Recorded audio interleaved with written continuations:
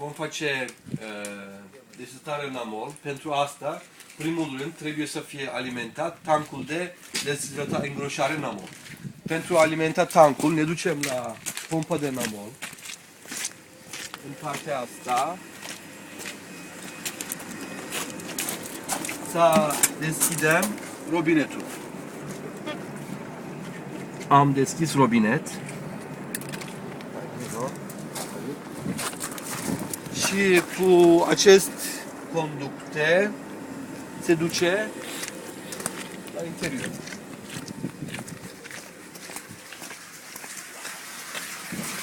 Cu principiile voastre comunicante, asta se curge slab. Noi acum ne ducem la tablou ca să dăm drumul la pompă. În panou, după ce vedeți și la panou, CP02 este pompa de namol.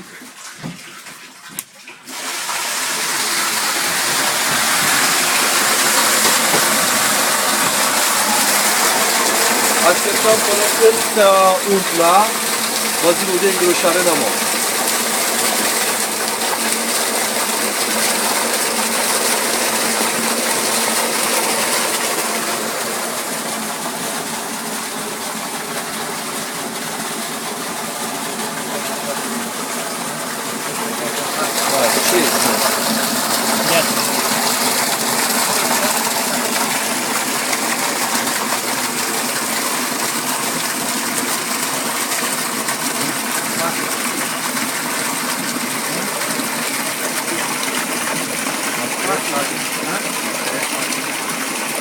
Acum, este plin și tot panou închidem CP02 și ne ducem acolo ca să oprim și vana.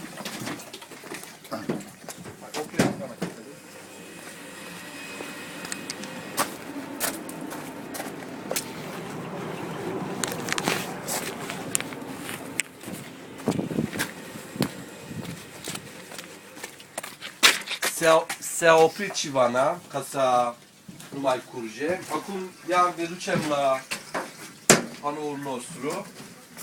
Aici trebuie să dăm drumul la mixerul de îngroșare, tank de îngroșare namol. Asta e STT, se numește STT. Am găsit în panou, am dat drumul și acum a început să amesteca namolul în exces. De întâi trebuie, la acesta trebuie introduse ingrediente. Am înțeles. Nu are importanță. Și acum este timpul să pregătim polielectroliți. Și pentru asta trebuie să fie recipientul ăsta trebuie să fie umplut până la 100 de litri. Aici, vedeți 100 de litri. Apă, te rog, închide.